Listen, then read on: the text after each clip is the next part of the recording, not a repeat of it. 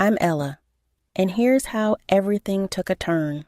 It used to be just me, my little sister, Lily, Mom, and Dad. Life was ordinary, nothing flashy, but it was ours.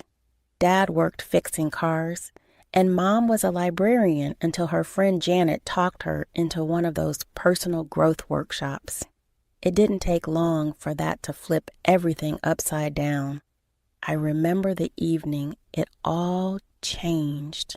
We were sitting around the dinner table, a chorus of laughter and the clinking of dishes filling the room.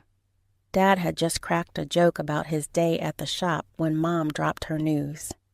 "I'm quitting my job at the library," she announced, reaching for the mashed potatoes as if she hadn't just dropped a bombshell. Dad paused his fork halfway to his mouth. "Quit? Why the hell would you quit now, Karen?" Mom's eyes lit up with that scary kind of excitement. "I met some people at the seminar. They're into stock trading, real estate, all sorts of investments that could make us real money, not just pennies." "You're talking about gambling with our savings, Karen. That seminar is messing with your head," Dad snapped, his voice a mix of worry and anger. "It's not gambling, Tom. It's about taking risks to move forward. You're just too scared to see it," Mom fired back. That's how most dinners went after that seminar. Mom chasing dreams of big bucks and Dad trying to pull her back to reality. Their arguments got louder, rougher, and nothing like the parents I knew.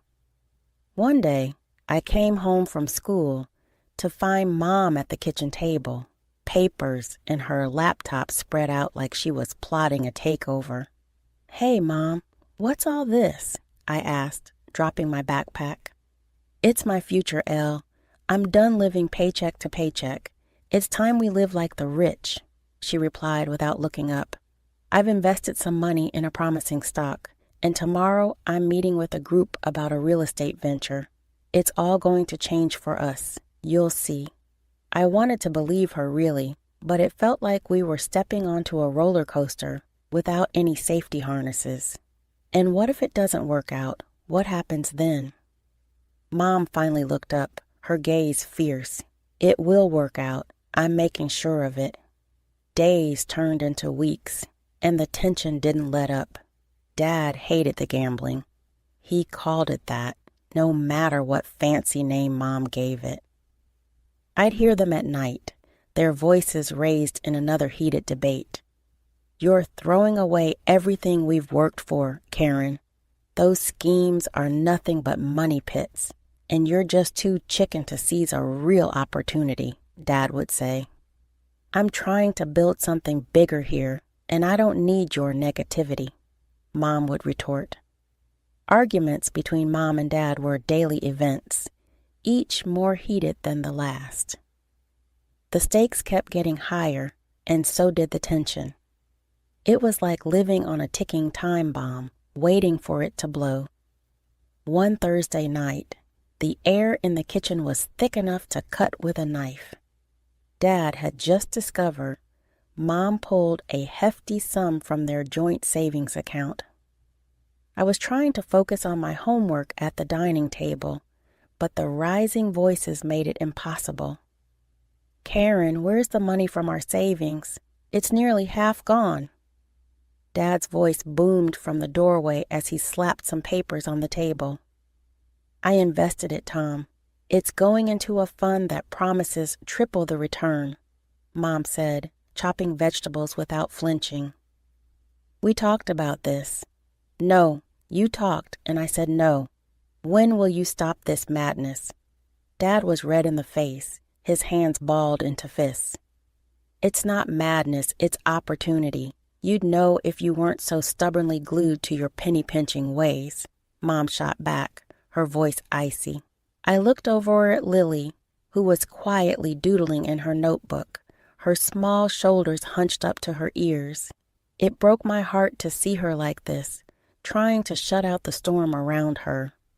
"Your opportunities are bleeding us dry, Karen. We can't even pay this month's bills on time because of your investments." Dad's voice cracked with frustration. "And we'll make up for it tenfold when the returns come in." "Just wait and see, Tom. Stop being such a pessimist," Mom retorted, slamming the knife down on the counter. Days passed, and the fights continued, each leaving a deeper mark than the last. I found myself dreading coming home after school, lingering at the library or wandering the streets just to avoid the constant tension. I was 2 years shy of graduation when the bomb dropped. It was a Saturday morning that seemed like any other until Dad found the bank statements. The air was thick with tension as he spread them across the kitchen table, his eyes scanning the numbers that made less sense with every glance. "What the hell is this, Karen?" Dad's voice was a mix of disbelief and rage as he looked up at Mom, who was sipping her coffee, looking like she'd rather be anywhere else. "Tom, I was going to tell you," Mom began. "Tell me what? That you've gambled away Elle's college? Is that your big plan for financial freedom?" Dad threw the bank statement down, pointing at the glaring zero balance. "You've not just gambled with our money, Karen. You've gambled with our daughter's future." I was frozen by the entryway, Lily clutching my hand, both of us wide-eyed. This was worse than any argument before. This was about my life, my college, my escape plan from all this chaos. "This is it, Karen. I'm done. I can't do this anymore." Dad's voice was cold, resigned. Dad turned to me, his eyes filled with a sorrow that knotted my stomach. "I'm sorry, Ella. I tried." Within weeks, Dad was gone. He remarried quickly, moved to another city, and started over. He called at first, his voice always strained, always sorry. But Mom, ever the wounded warrior, blocked his number and painted him as the traitor. "Your father left us girls. He doesn't care. He's not even paying," Mom told us one evening, her tone bitter as she deleted his contact from my phone. With Dad gone and college now a distant dream, it was down to me to keep our ship from sinking. I picked up a job at the local diner, Benny's, a place where the coffee was bitter but the paycheck steady. Every cent I earned went straight to Mom, supposedly to help dig us out of the hole her gambling had buried us in. But despite handing over my pay, bills were piling up, and Mom was hardly ever home, always off chasing her next big score. One particularly long day had me coming home past midnight. The house was dark, Lily asleep on the sofa with books scattered around her. I gently woke her up to get her to bed, feeling a mix of anger and sorrow that she had to live like this. The next morning, still beat from the double shift, I found Mom at the kitchen table, scribbling in a notebook, filled with numbers and schemes, none of which ever seemed to pan out. "Mom, what's for dinner tonight?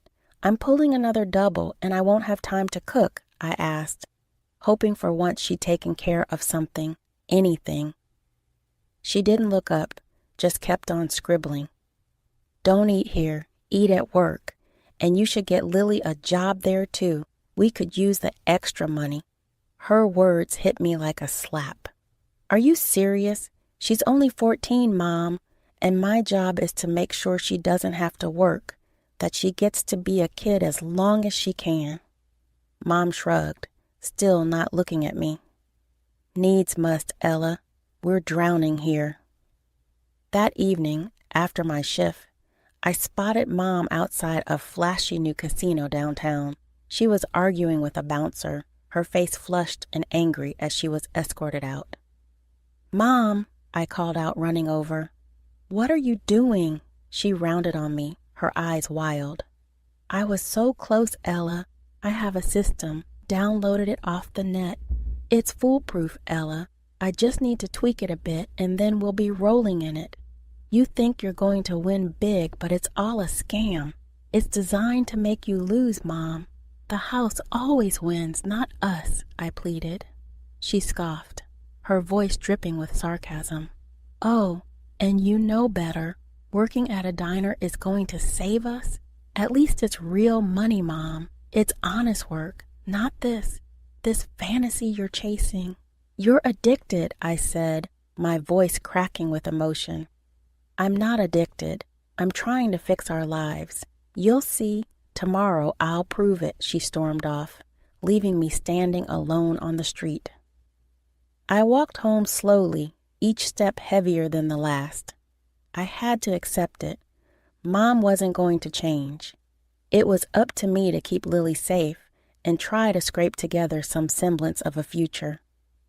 But as I unlocked our front door to the sight of bills and final notices stacked up, I couldn't help but feel we were one losing hand away from losing everything. With Lily's birthday coming up, I threw myself into extra shifts at the diner. She had been upset lately, feeling left out because her clothes weren't as nice as her classmates. I wanted to buy her something special, something beautiful that would make her feel confident and happy on her day. I had a little box, a plain old shoebox, where I stashed away every extra dollar I could spare. I hid it well under my bed, buried beneath winter clothes and old notebooks. It was supposed to be a surprise, a good surprise, not like the ones Mom kept springing on us. 2 days before Lily's birthday, while I was at work, I got a frantic text from her. It just read, "Come home now, it's Mom."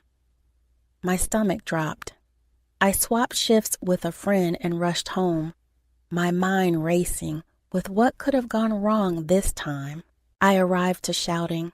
The front door was open, and I could hear Mom's voice booming from inside my room. As I stepped in, the scene before me was chaos. Clothes and papers were strewn everywhere, and there was Mom holding the shoebox, her face twisted in anger. "You selfish little rat!" Mom was screaming as I walked in. "Stealing from your own family, hoarding money like it's all yours." "What? No, Mom, let me explain," I tried, but she cut me off. "Explain? Explain how you hide money while we're drowning in debt. You think you're better than me, that you can just do whatever you want? That money was for Lily, for her birthday," I shouted back, trying to make her understand, but it was like talking to a storm. Lily was crying by the doorway, her small frame shaking. "Mom, please. Ella was doing it for me, for my birthday." Mom turned on her, eyes blazing. "Oh, so you knew. Great. Both my daughters are conspiring against me. What a great family I have." "It's not like that, Mom. We just wanted—" Lily tried to speak, but Mom wasn't having any of it. "I can't trust either of you." Mom threw the box down, and the few bills fluttered to the floor. "Get out. If you're going to steal from me, then you can't stay here." So we packed, tears and silence filling the space between us. We grabbed what we could, clothes, a few books, anything that felt necessary as we stepped out. I looked back to see Mom drawing the curtain sharply, blocking us from view, her final gesture of shutting us out. Lily clutched her small bag tightly, her eyes large and worried in the dim streetlight. "Ella, we should call Dad," she murmured, her voice a mixture of hope and fear. I hesitated, the old bitterness and Mom's harsh words about Dad abandoning us echoing in my head. But desperation clawed up my chest, and the reality was we had nowhere else to go. "Okay," I said finally, pulling out my battered phone, scrolling through contacts I hadn't touched in years. Finding his number felt like unearthing a relic from another life. My thumb hovered over the call button, a lifeline so desperately needed, yet so heavy with past grievances. I pressed call before I could change my mind. The line clicked, and then his voice, warm and unfamiliar, filled my ear. "Hello, Dad, it's Ella and Lily. We need help," I blurted out, the words tumbling in a rush. "Mom, she kicked us out. We have nowhere to go." There was a pause, heavy and thick. Then softly but firmly, he said, "I'm sending you money for train tickets right now. Come to me. We'll figure this out together." True to his word, the money came through minutes later. We booked tickets for the next train to where Dad lived, a city that felt worlds away from our troubles, but in reality was just a few hours by rail. The train ride was quiet, both of us lost in our thoughts.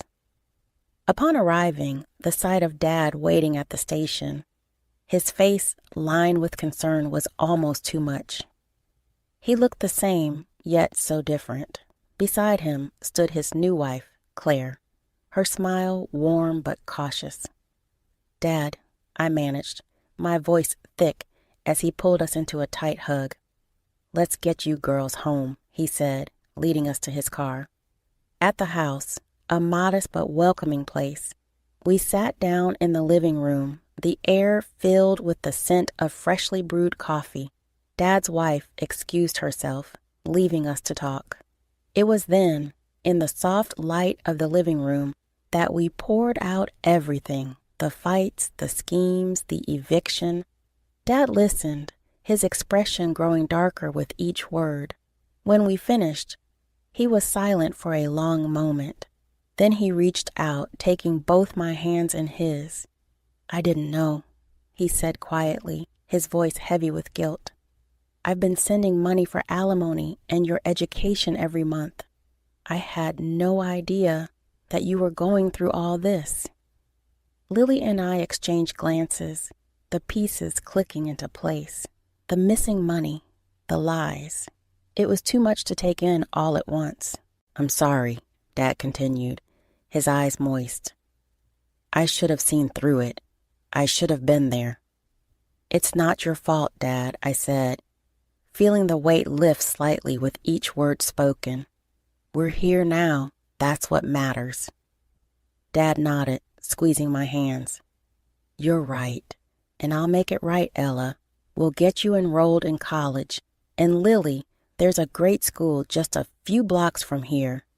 You'll like it, I promise."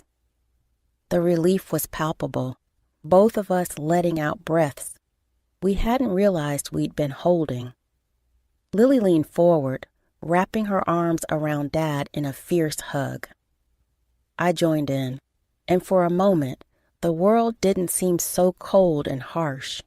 The next morning, gathered around the breakfast table in Dad's kitchen. The sunlight spilled over like a promise. Claire, who I learned was a lawyer, brewed coffee while chatting about the local school system. Her voice smooth and reassuring. "So, you girls will be needing some guidance," Claire began, pouring herself a cup.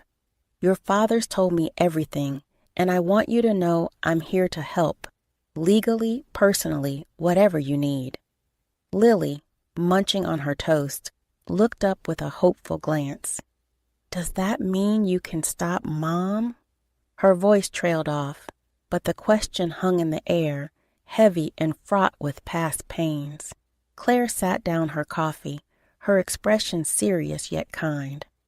"Yes, Lily, I'm going to make sure she can't pull you back into that mess. We're filing for full custody and ensuring that alimony will no longer fall into unreliable hands." The conversation shifted to lighter topics, plans for the school year, and my college prep. I had started reading again, dusting off old textbooks, and filling my head with knowledge that had nothing to do with survival. It felt strange, yet exhilarating. Lily got enrolled in a nearby school and with Claire's help started anew, with fresh new clothes that made her beam with confidence each morning. 3 months after our world turned upside down, while I was deep in a study session, my phone rang. Seeing Mom's number flat on the screen churned my stomach. "Ella," Mom's voice was shrill, frantic. "They took her from me, Ella. They say I can't be Lily's mother anymore, and they want the alimony back, the money they claim I stole." Her words, once capable of manipulating my emotions, now fell flat, filtered through the clarity of distance and truth. Mom, you did take that money that was meant for us for our future. You used us. Mom's voice turned harsh, venomous. Ungrateful girl, you come back here and work, pay off these debts. It's the least you owe me. I felt the old pull, the trained instinct to soothe, to placate, but I wasn't that person anymore. No, Mom, I don't owe you anything, I said firmly, cutting through the tension that had lingered for too long. Dad's been paying you for years, and you lied to us, to everyone. I'm done. I hung up before she could respond, before I could hear the sobbing or the anger that might pull me back in. Turning off my phone, I sat for a moment in the quiet of Dad's study, the weight of the call sinking in. I'd stood up for myself, for Lily. It was a new feeling, scary but empowering. Then I turned back to my books, the pages less daunting now. I was building something new, something mine. The past would always be a part of me, but it would not define my future, not anymore. As Dad had promised, he supported me through college, covering tuition so I could focus on my studies without the crushing weight of debt. Yet, despite the financial safety net he provided, old habits die hard. I couldn't shake off a need to support myself. I picked up a part-time job at a local cafe, balancing work with my courses. It felt good, earning my keep, keeping busy. Claire, Dad's wife, turned out to be more than just a steely lawyer. She became the family anchor we didn't know we were missing. For Lily, she was there at every school event, clapping louder than anyone. For me, she showed up at my college, attending every significant ceremony. One evening, as we sat around the dinner table, I couldn't help but express my gratitude. Claire, I don't know how to thank you. You've been there for every parent-teacher meeting, every recital. It means the world to us. It's no big deal, Ella, Claire smiled, passing me the salad. You girls are my family now. I'm just doing what any parent would do. The years rolled on. Each semester brought a new challenge, but also a new opportunity to prove how far I'd come. By my final year, I'd managed to earn a scholarship covering my tuition fully. Yet, I kept the job at the cafe, not just for the money, but for the sense of normalcy it gave me. Graduation day arrived quicker than I had anticipated, I reminisced. As I stood there, cap and gown fluttering slightly in the spring breeze, I saw them, Dad, Claire, and Lily, their faces alight with pride and joy. Walking across that stage, I wasn't just receiving a diploma.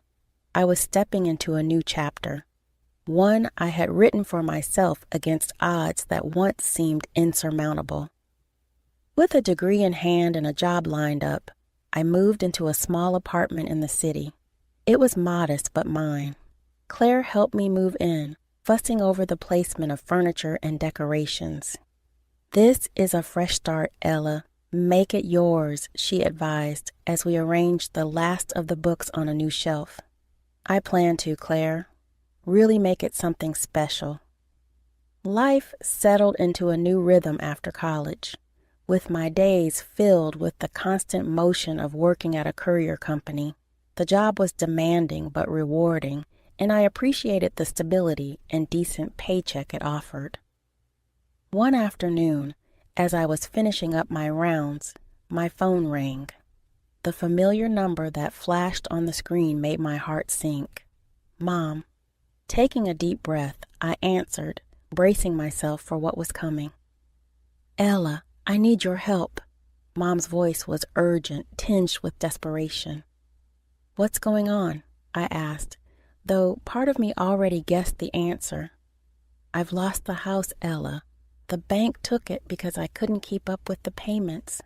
I'm on the streets now, she confessed, her voice breaking. The news hit hard. even though part of me had been waiting for the other shoe to drop for years. "Mom, I'm sorry to hear that, but I just need some money to get back on my feet to cover my debts. You can help me, can't you?" Her voice was pleading now, the familiar cadence of manipulation threading through her words. "I can help you get treatment for your gambling. That's what you need, not more money to chase your losses," I responded firmly. Her response was immediate and visceral, laced with anger. "You ungrateful brat. After all I'd done for you, you'd let your own mother live on the streets? That's not fair, Mom, and you know it. I'm offering real help. Please take it." My voice was firm, the years of being manipulated hardening me to her guilt trips. She cursed, then, pouring through the line, every word sharper than the last. I held the phone away from my ear, her furious dark reminder of why we drifted so far apart. Finally I spoke, my own voice calm but resolute. "I'm sorry you feel that way, Mom. I hope one day you'll get the help you need." With that, I hung up and did something I should have done years ago. I blocked her number. The rest of the day passed in a blur. By the time I met up with Lily at our usual coffee spot, my thoughts were a tangled mess. Lily noticed immediately. "Hey, what's wrong?" Her concern was evident as she reached across the table, covering my hand with hers. "It's Mom," I began, and poured out the entire conversation. Her demands, her fury, and my decision to finally cut ties. Lily was quiet for a long moment after I finished, her expression thoughtful. Then she squeezed my hand gently.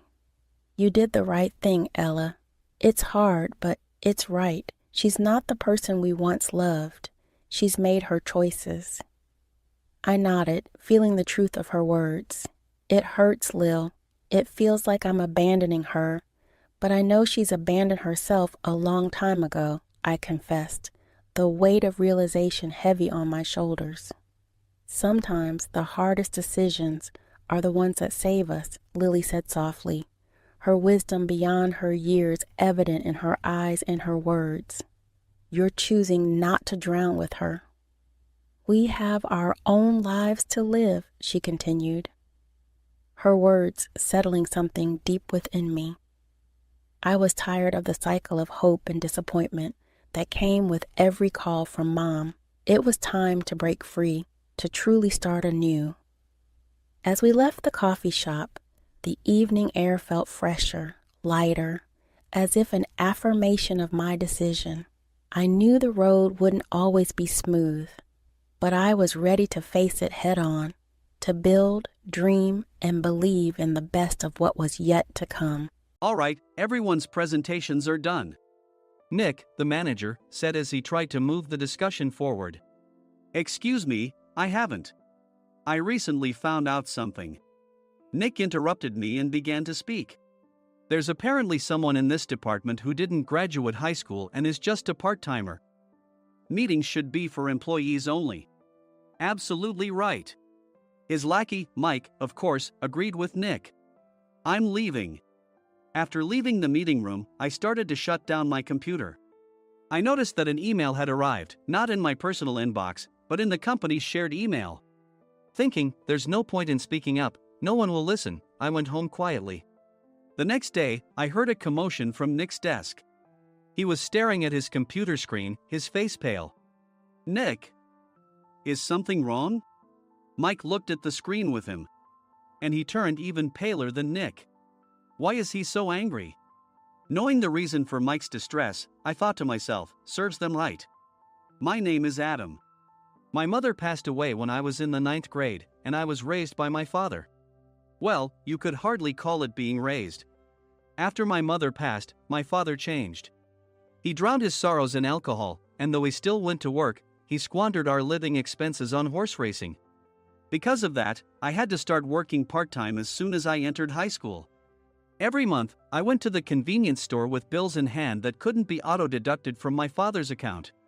Even though I endured it because I didn't want to be alone, I reached my limit in my second year of high school and dropped out. I found a live-in job at a distant inn. Thank you for everything. The day I left home, my father, still staring at the TV, spoke. Take care. That was our last conversation. Back then, 18 wasn't the age of majority, so I needed my father's permission to work, and I couldn't hide my place of employment. Yet, my father never visited me even once. I kept working just to survive, and before I knew it, I was 42. Years of hard work paid off, and I was transferred to the headquarters. I was thrilled to be recognized by the company, as I thought I'd be working in the field until retirement due to my lack of formal education. Listen up. Our work can change the future of our employees. Don't drag us down. On my first day after the transfer, Nick, dressed in an expensive suit, spoke sternly. There was a reason for this. Our inn was located in a prominent tourist destination, known so well that everyone in the state could sing its commercial jingle. At its peak, we had 5 locations within the state. But that was long ago. Due to financial difficulties and aging facilities, only the place where I had worked for many years and the original establishment remained. I was prepared to lose my job anytime, but now there was a glimmer of hope. With the rise of social media, the tourist area where the inn was located started gaining attention again. Depending on how hard the sales department, where I was transferred, worked, we could either thrive or be forced to give up this prime location to the new hotel chains continuously popping up.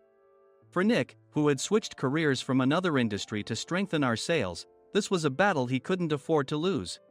I understood why he had to be strict. I will do my best. Nick sneered at my enthusiastic declaration. Did you not hear what I said? I'm sorry. I thought I was listening carefully.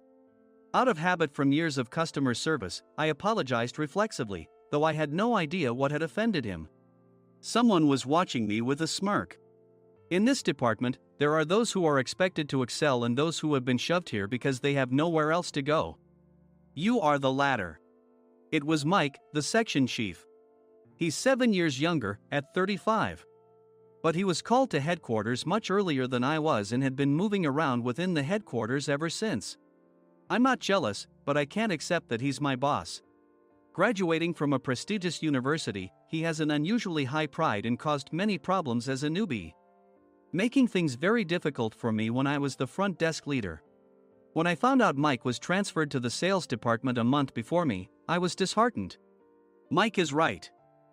With just a middle school diploma, there's not much you can do. Don't even think about achieving results. As if I didn't exist, Nick remarked, I'm thirsty. Mike eagerly ran to the coffee maker. It seems Mike is Nick's lackey. I regretted being happy about my transfer to headquarters, wishing I had stayed on site forever. Send a direct mail to every company on this list by the end of the day. Nick only assigned me tasks that even a new graduate could handle. What? There are over 1,000 companies. You want me to send to all of them by today? Yes, if you and your fellow misfits split the work, even those with nowhere else to go should finish by today. I glanced at the employees typing away expressionlessly. They were worn out from customer service, only thinking about leaving on time, or were women reassigned after having children, with zero motivation for work. Even Sam, a new graduate from the same university as Mike, who was supposed to be among the expected achievers, had no enthusiasm for the job, having joined the company wanting to do customer service. I don't care what they say, I plan to quit anytime, he said. Only Nick and Mike were highly motivated, making all the decisions between the two of them. I originally only wanted to work at the inn to survive and had no particular attachment to this job. I swallowed my words, thinking I had no right to reprimand them. About a month after the transfer, Nick told us with a frustrated look. To commemorate the 50th anniversary, we've decided to create a plan exclusive for one group per day. Originally, Mike and I were supposed to come up with it, but our president, Mr. Thompson, insists on hearing everyone's opinions. So, you all get a chance. As Nick explained, Mike began handing out prints. Make sure not to embarrass Nick. If your ideas are half-baked, you'll have to redo them. It seemed that they had printed his handwritten notes by Mr. Thompson, which included several questions and a section for free responses. It made sense why Nick had to seek our input, given that all responses had to be submitted to Mr. Thompson. We were given a week to think about it, and a meeting was scheduled to compile our ideas. My plan is to let guests enjoy both the old and modern America. Nick began the presentations. Guests would watch a master confectioner at a nearby traditional sweet shop make sweets in front of them. The welcome drink would be premium tea in a bottle. Nick's plan was certainly attractive. After his presentation, Nick called on us to present in the order we were seated. Just as I stood up for my turn. "All right, everyone's presentations are done." "Excuse me, I haven't. I recently found out something." Nick interrupted me. "There's someone in this department who didn't graduate high school and is just a part-timer." He was likely talking about me. I joined the company as a part-timer and was made a full-time employee when I turned 20. That was 20 years ago, so Nick and Mike probably had no chance to know until recently. Meetings should be for employees only. Absolutely right. After that, Nick kept creating opportunities to solicit everyone's opinions, purposefully excluding me from speaking. The meeting unexpectedly heated up and went past the scheduled end time. A few people asked to leave, and the discussion continued with the remaining few. "Still here?" Normally, you'd leave in that situation. Though I had no attachment to the job initially, hearing kind words from customers made me want to make them happier. For someone like me, with nowhere to go, the inn was my home and customer service was my life. I felt pathetic about my current self. "I'm leaving." I left the conference room and started shutting down my computer. I noticed an email had arrived, not in my personal inbox, but in the company's shared email. Thinking no one would listen to what I had to say anyway, I quietly went home. The next day, while preparing the DM as instructed, I heard a commotion from Nick's desk. In his haste to stand up, he hit his knee on the desk. He stared at his computer screen, his face pale. "Nick! What's wrong?" Mike, thinking he should be the first to rush over, approached Nick while still wearing his coat. He peered at the screen with Nick. And he turned even paler than Nick. Why is he so angry? Who is responsible for this company? Nick, more irritated than ever, asked, and Mike answered without checking. Probably Sam. Sam wasn't there because he was attending a morning training session for new hires. Nick gave up on getting angry and returned his gaze to the screen. They were looking at an email that arrived right after the end of the working day yesterday. Apparently, no one, including me, had checked it before leaving. The email was from a large company that used us for their annual employee trips. The president and executives of that company also frequently used our services personally. President of the company, Mr. Mason himself, had declared that neither he nor his company would ever use our services again. Well, some companies cancel their employee trips or stop using our services due to financial struggles. Let's just move on. Mike kept wiping the sweat from his forehead with a handkerchief. Knowing why Mike was so agitated, I quietly watched their interaction. "Do you know how much revenue we get from that company? We can find other guests to fill the rooms, but we'll lose the banquet costs, gift shop revenue, rental car fees, and more. Moreover, the gifts were supposed to be prepared by the traditional confectionery shop involved in Nick's proposed plan. If it's known that we incurred such a huge loss at this critical time, Nick's position in the company would be jeopardized." Nick took a deep breath, seemingly trying to calm himself. "All right, Mike. Go to New York right now and apologize to Mr. Mason." "What? You're coming with me, right? I have urgent work to do." "I trust you, which is why I'm entrusting this to you. Please." Mike, believing Nick's sincerity, agreed with a determined look on his face, saying, "Yes. That's Nick for you." Even if Mike went to apologize, Nick would shift all the blame onto him if the client didn't change their mind. Well, it was Mike's fault to begin with, so it served him right. About 3 hours later, Sam answered a call from somewhere and repeatedly apologized, saying, "I'm very sorry." Everyone watched to see what was happening. After ending the call, he informed Nick with a weary tone. When Mike arrived at the client's company, he only made things worse, further infuriating Mr. Mason. He was demanding, "Get his boss here immediately." It was no wonder Sam was exhausted, dealing with such a call right after returning from training. "What is that idiot doing?" "All right, Adam, you're coming with me. If sacrificing Mike didn't work, then I must be next." Normally, I'd want to refuse at all costs, but I saw an opportunity in this situation. If I can be of assistance, I'd be happy to join you. I obediently followed Nick, and we flew to New York. When we introduced ourselves at the reception, it became clear how serious the situation was, as the receptionist personally escorted us to the president's office. Angry voices leaked through the door, making both Nick and me uneasy. "Excuse me. I'm Nick, the supervisor. I understand my subordinate has caused you trouble, and I deeply apologize." Nick, with his experience in the corporate world, knew enough to offer an apology before excuses. However, his customer service skills left much to be desired. I sighed as I saw Mike trembling like a small dog in the corner of the room. "What kind of training are you giving your subordinates?" Mr. Mason glared at Nick with a red face. The intensity of his gaze made even Nick take a step back. Regrettably, I joined this company only 2 years ago and was unaware of Mike's issues. I should have identified his shortcomings sooner. Indeed, I should have realized sooner. No sensible person would come to apologize and then give a lengthy presentation on the drawbacks of not using their in. Nick froze, his mouth slightly open. Suspecting the worst, I picked up the documents that had fallen to the floor. It seemed Mike hastily prepared these documents on the plane, listing the disadvantages. Disadvantage 1: if you change the venue for the company trip, employees might suspect it's for cost-cutting reasons, leading to a negative impression. Reading it aloud half-jokingly, Nick snatched the papers from my hand and checked the contents with a furious expression. Among the stack of documents was a receipt from a nearby convenience store's copy machine. I felt a pang of dread, hoping he hadn't shown the receipt as well. What do you think he said when I asked what kind of nerve he had to do this?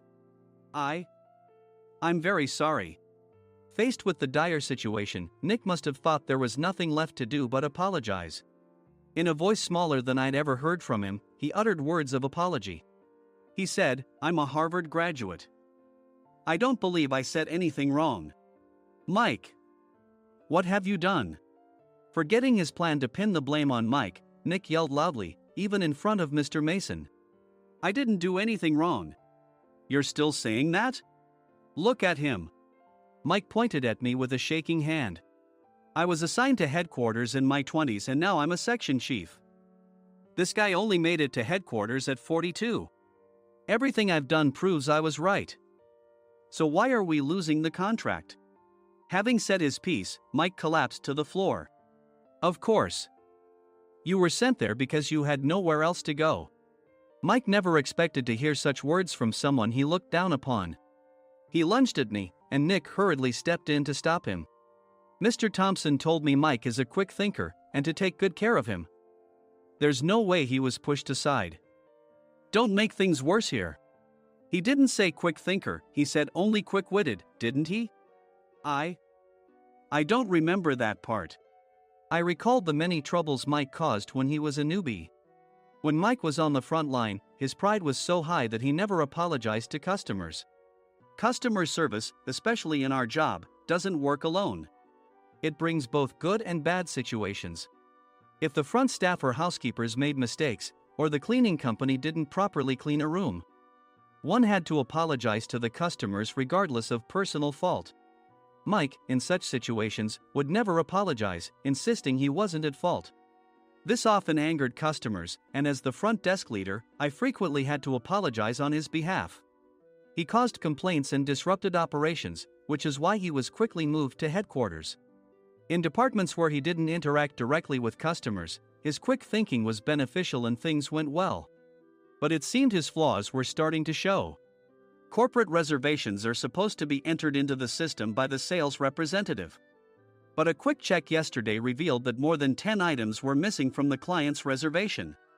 The handover document clearly stated what needed to be prepared. Why didn't you enter it into the system? Why do we have to give them special treatment? Filling rooms near the banquet hall, setting up all the food in advance. Specifying the brand of wine, they're too demanding. No wonder he always angered customers, I thought, feeling a headache coming on. Grouping them in rooms near the banquet hall is for our benefit too. It makes it easier for the staff to set up beds and serve breakfast since everyone's schedule is synchronized. As for the other requests, Mr. Mason suggested them to lighten our load. I didn't know that. Nick finally seemed to realize that Mike was the one who had angered the client. What did you say to them? I just told them we wouldn't give them special treatment anymore. We shouldn't waste effort on things that don't bring in money. I was utterly exasperated at his lack of understanding of customer service. Of course, we shouldn't comply with unreasonable demands. But carrying over successful practices from past stays makes customers feel remembered and enhances their experience. Good memories encourage repeat visits. That's part of our job. I looked down at Mike, who was sitting on the floor. In our job, nothing is a waste. Mr. Thompson likely moved you to the sales department, hoping you'd finally understand this. How do you think he feels now that you failed to meet his expectations? Mike, tears in his eyes, fled the president's office. I was amazed he still hadn't apologized. You have it tough, Adam. It's okay, we're all employees of the same company. I deeply apologize for this disrespectful incident. Especially after all the care you've shown us. If it weren't for you, Adam, I really would have stopped staying here. When I heard you were moving to the sales department, I was willing to reconsider if you handled it. Seeing us talk so amicably, Nick's face contorted. Do you two know each other? Adam's service is excellent. I always requested him specifically. Normally, we don't accept specific staff requests, but we made an exception for Mr. Mason, adjusting my shifts accordingly. He had personally stayed at our hotel just before my transfer, and during casual conversation, I mentioned, I'm moving to the sales department soon. If I hadn't told him then, things could have been much worse. Please continue to take care of us. I look forward to it. On the return flight, Nick awkwardly offered me a can of beer. It's still working hours. Of course, I had no intention of forgiving him for a single beer. Nick might try to pin everything on Mike and avoid any consequences. While pondering this, a startling fact came to light. Nick, the tea bottles for the plan have arrived. I handed Nick a bottle labeled with our inn's name. They look good. What are you talking about? These are plastic bottles. I had assumed we would use the trendy, high-end bottling tea. But what arrived were ordinary plastic bottles of tea with customized labels. The only unique aspect was the label, which had the inn's name, making it look customized. Upon further investigation, I discovered that a substantial amount of money was set to be paid to the tea company. It was priced like bottling tea. Does this plastic bottle really cost $100 each? The tea inside is specially blended for us. The extra cost is for that. Wouldn't it be better to use another tea company? Or is there a specific reason we must use this one? As Nick continued to make excuses, I showed him a printed email. I informed the tea company's president, Mr. Mitchell, that we discovered irregular payments and he confessed. He said you two were high school classmates and planned to split the extra money. That idiot. Why did he confess? That's not important. You should worry about yourself, this could turn into a police matter. Opening the bottle cap, I suggested. How about calming down with this tea? It supposedly has a relaxing effect. Nick drank the tea frantically. In the following days, decisions were made about their fates. Mike was reassigned to the General Affairs Department, with no chance of transfer or promotion, as per Mr. Thompson's orders. As for Nick, since the payment to the tea company hadn't yet been made, he narrowly avoided legal trouble. Instead, he was encouraged to leave the company, and to avoid further complications, Nick submitted his resignation. Rumor has it that connections between HR departments have made it difficult for him to find new employment. Even though it was good to have those two gone, something unexpected happened in the sales department. Everyone became motivated and united in refining the 50th anniversary plan. In the end, my plan was adopted. We collaborated with the Tourist Information Center to provide personalized guides. The plan, tailored to the number of guests, was truly special for the 50th anniversary.